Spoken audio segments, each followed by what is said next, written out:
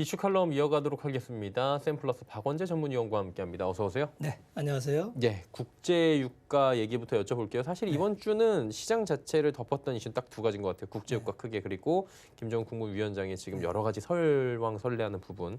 유가부터 여쭤보는 게 폭락도 엄청났고요. 지금 폭등도 엄청난 상황입니다. 물론 폭락이 컸지만 이 유가 어떻게 봐야 됩니까?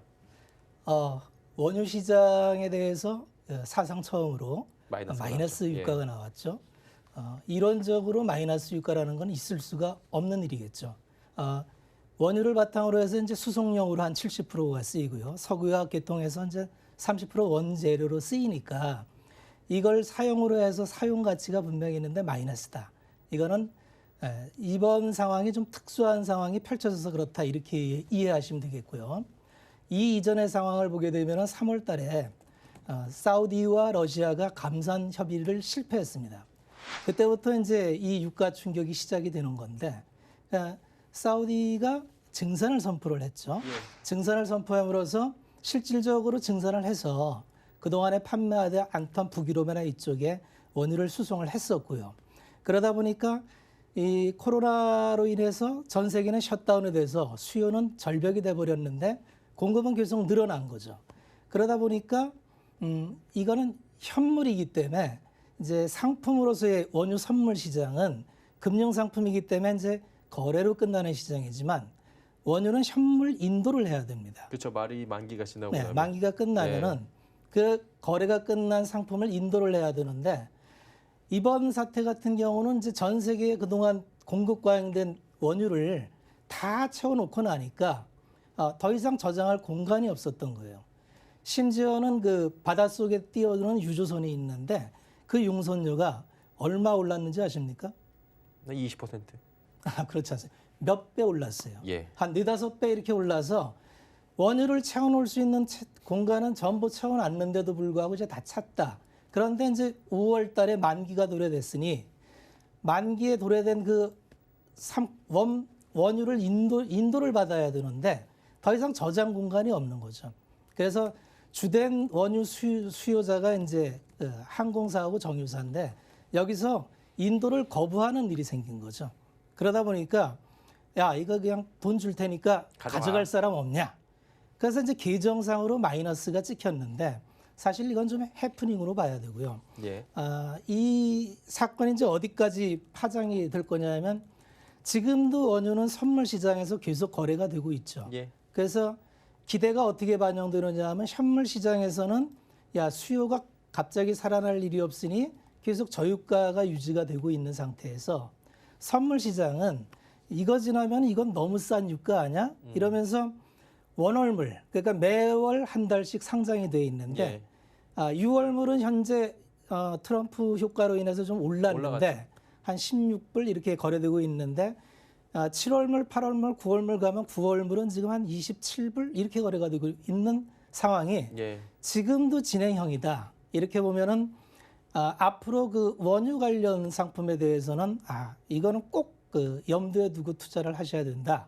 이렇게 말씀을 드리겠습니다. 그러니까 근원물이랑 연월물이랑 그 부분 때문에 지금 괴리감이 나타날 수 있는 부분인 거잖아요. 월별로 좀 다른 부분도 있고. 예.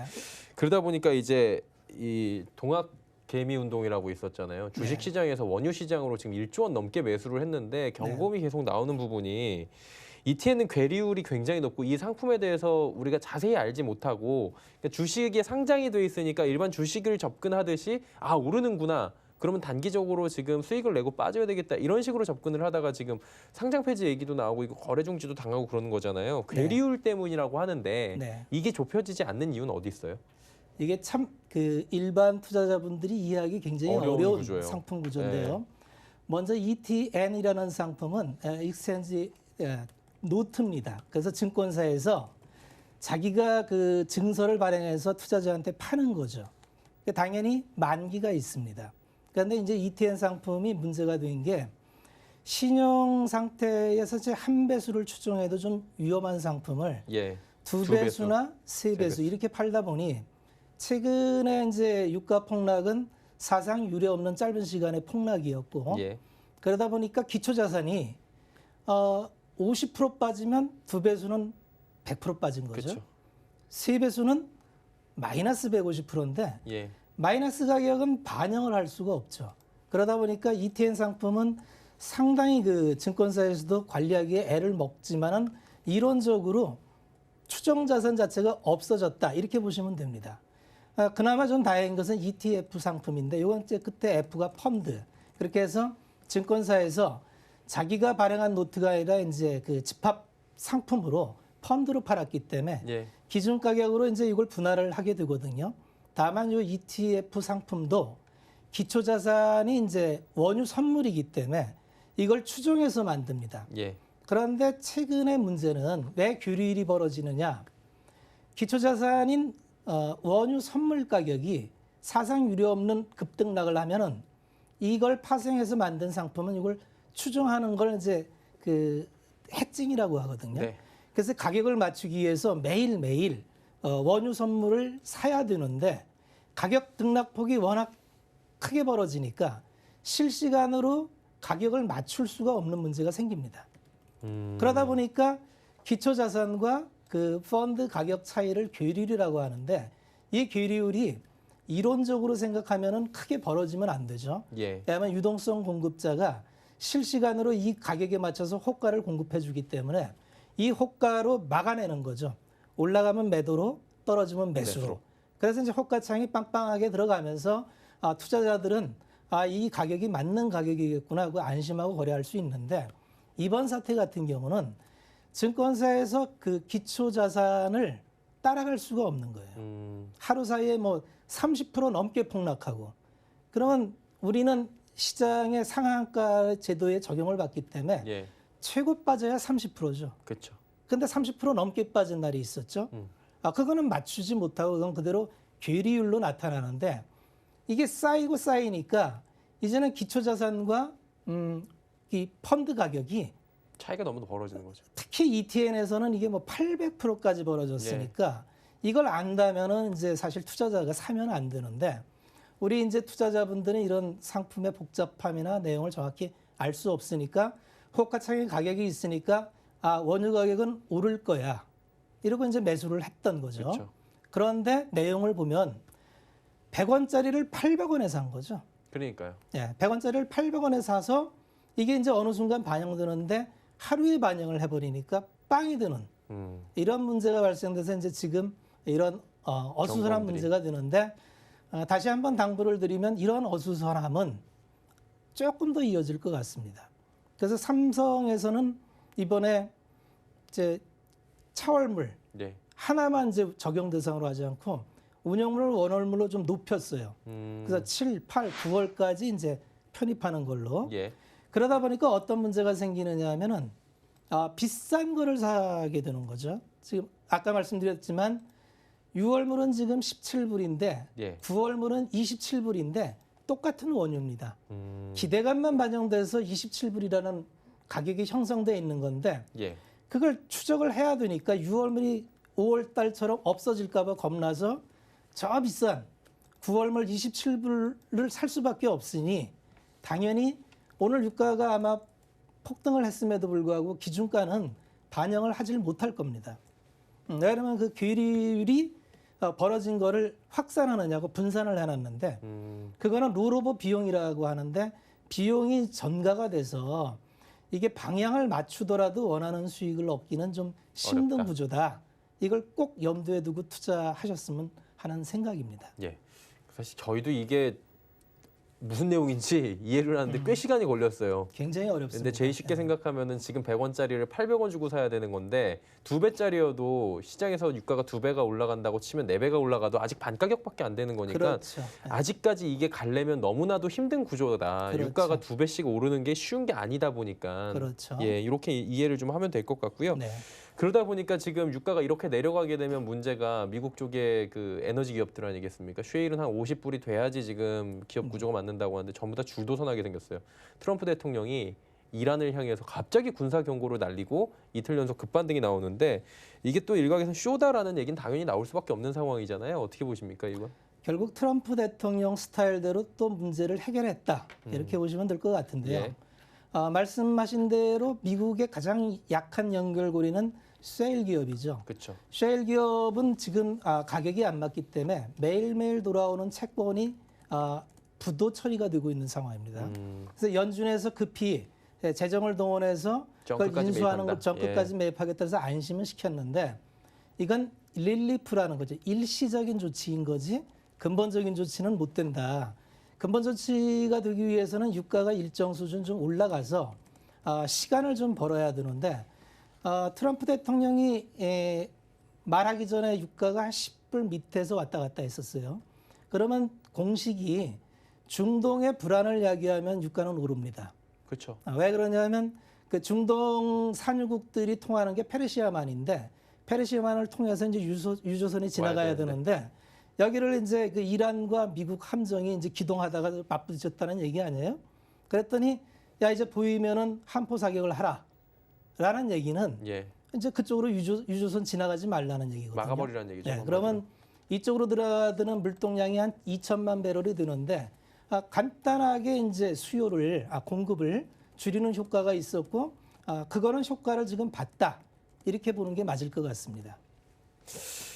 그리고 이제 마지막으로 지정학적 리스크예요. 지금 두 가지 큰 축이 보이는 건 유가였어요. 그러니까 시장에 딱 지표로 드러나서 어떠할 것이다 보다는 딱 눈에 잡히는 거는 오페크 플러스부터 이어진 이 유가 얘기였고 한 가지는 너무나도 설이 많아요. 뭐 여러 가지 한간의 찌라시들도 지금 돌고 있는 상황이고 그러다 보니까 시장에서는 어떻게 반응을 해야 될지 모르는 게 김정은 북한 국무위원장의 지금 거취 어디에 있느냐 지금 그리고 생존은 그리고 건강 상태는 막 여러 가지가 나오잖아요. 이것 때문에 또 원달러 환율도 움직이고 있는데 이게 어떻게 봐야 될까요? 이런 종합적으로 볼 때. 기본적으로 지정학적 리스크는 존재합니다. 예. 대한민국이라는 특수성 때문에 북한이 만약에 정변이 일어난다면 이제 체제 안정이 되기까지 혼란이 불가피할 거고 지금 이 팬데믹 상황에서 어떤 정부도 원치 않는 불확실성이 배가 되는 거죠. 예. 그래서 사실은 제발 좀 무사히 나타나기를 바래 보는데 사실 그건 알 수가 없는 일이에요. 그래서 이제 환율이라는 거에 연동시켜서 보면은 최근에 환율이 우리나라 시장만 오른 게 아니라 이머징 국가는 대체적으로 다 오릅니다. 그 근본 원인은 이제 달러 인덱스가 강하다는 거죠. 예. 달러 인덱스는 기본적으로 한 94, 5 수준이 돼야 이제 평시 수준인데 예. 지금은 100 위에서 놀고 있으니까 그러면 특히 그 이머징 국가 중에서도 산유국은 최근에 환율 급등이 굉장히 가파르거든요. 예. 그래서 이거는 이제 불안 요인이 되는데 우리나라 입장에서 보면은 최근에 우리가 그 증권사 환 해지 수요가 부족해서 몰렸을 때 1,296원까지 간 적이 있어요. 그때는 사실 굉장히 그 환 리스크가 많이 작용을 했었는데 지금은 달러 수급을 통해서 유동성을 공급한 이후에 1,200원 초반까지 이제 떨어뜨리고 예. 그 이후에 이제 지금 한 1,230원대에서 움직이고 있는데 이 정도 밴드면은 크게 위험하다. 이렇게 얘기하기는 좀 어려울 것 같고요. 그냥 이머징 국가의 움직임 정도로 가고 있다. 그 정도인데 기본적으로 달러 강세가 언제 멈추느냐와 이럼에도 불구하고 우리나라 환율이 이제 의미 있는 점이 1,250원인데 예. 1,250원을 뚫는다면 살짝 시장도 좀 긴장하지 않을까 그렇게 보고 있습니다.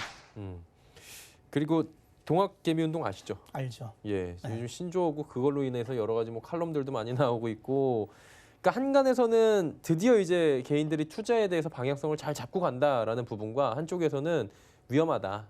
너무 한탕을 노린 거 아니냐라는 얘기들이 나오고 있어요. 어쨌든 간에 학습이 돼 있으니까 지금 어느 정도로 이렇게 주식 주변 자금이 많은 건데 이겨야 되잖아요, 사실. 네. 이겨야죠, 개인들이요. 맨날 질 수는 없잖아요. 네. 이기려면 어떤 전략들이 좀 필요할까요? 기본적으로 개인들이 왜 주식시장으로 들어올까요? 돈 갈 데가 없으니까 그렇죠. 네, 그렇습니다. 예.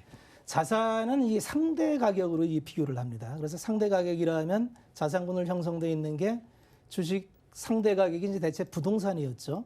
그다음에 가장 밑바탕이 되는 게 이제 안전자산의 대명사인 채권인데 채권 금리가 전 세계적으로 OECD 국가가 공이 제로 금리로 가고 있습니다. 예. 그 부동산은 그동안 최근 5년 동안 국내에서 가장 안전한 투자처로 여겨졌었는데 경기가 급등하면서 특히나 상업용 부동산 같은 경우는 연 임대 수익률을 맞출 수가 없습니다. 네.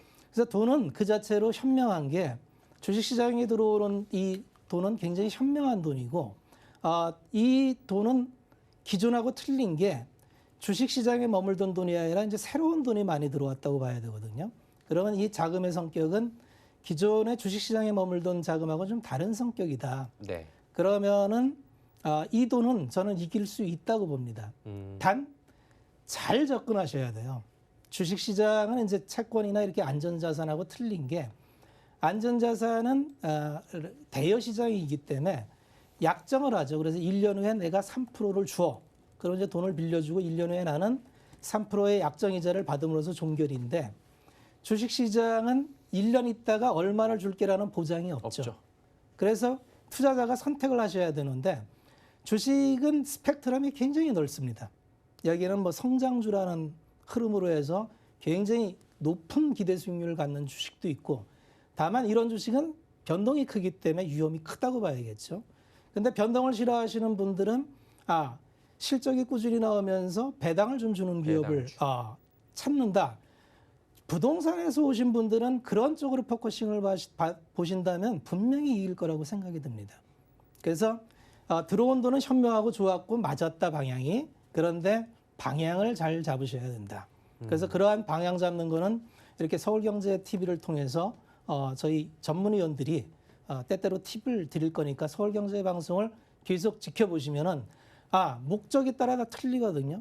그래서 주식 투자하는 목적을 분명히 갖고 들어오시고 그 목적에 맞는 투자 방법대로 사용을 하신다면 이번 기회는 아마 개인적인 생각으로는 시기는 굉장히 좋은 시기입니다. 지금 국내 주식시장은 그렇게 고평가되어 있는 상태가 아니고 사상 유례없는 유동성으로 돈이 막 밀물듯이 들어오는 시장이기 때문에 이 팬데믹 이후에 안정이 되고 정상적인 경제 활동이 유지가 된다면은 이 풀린 돈과 맞물려서 어떤 일이 일어날지 상상을 해보는 것도 나쁘지 않겠다 이렇게 말씀을 드리겠습니다. 네, 알겠습니다. 샘플러스 박원재 전문위원과 함께했고요. 오늘은 여기까지 듣도록 하겠습니다. 고맙습니다.